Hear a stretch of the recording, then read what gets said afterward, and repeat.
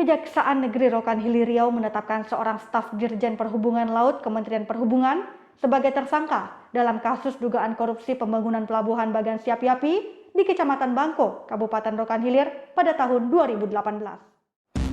Seorang staf Dirjen Perhubungan Laut Kementerian Perhubungan berinisial TRP ditetapkan sebagai tersangka oleh Kejaksaan Negeri Rokan Hilir Riau. Tersangka diduga melakukan tindak pidana korupsi pada pembangunan lanjutan fasilitas pelabuhan Bagan Siapi-Api tahun 2018 dengan nilai kontrak sebesar 20,7 miliar rupiah yang berasal dari dana APBN. Kepala Kejaksaan Negeri Rokan Hilir Riau Yuliarni Api mengatakan penetapan tersangka dilakukan setelah Kejaksaan menemukan 2 alat bukti dan memeriksa 18 orang saksi yakni dari Dinas Perhubungan, konsultan pengawas, kontraktor, serta 2 orang ahli.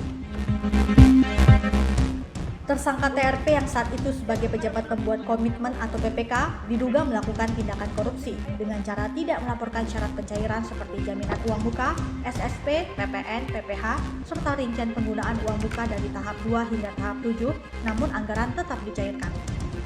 Tak hanya itu, sejumlah pekerjaan fasilitas bangunan pelabuhan seperti selimut yang belum terpasang, timbunan causeway dan turap belum selesai 100% hingga memasuki batas akhir masa kontrak kerja. Sementara nilai kontrak untuk pembangunan pelabuhan tersebut sudah dicairkan dananya 100%. Akibat perbuatan tersangka TRP tersebut, negara mengalami kerugian sebesar 1,4 miliar rupiah.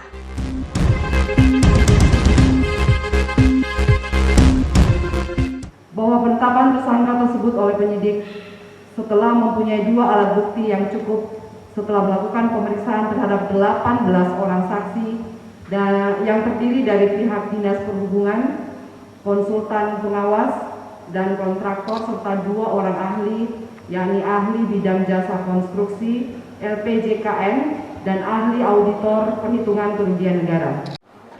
Untuk mempermudah proses penyidikan, pihak Kejari Rokan Hilir menahan tersangka di Lapas Bagan Siapi-Api selama 20 hari ke depan.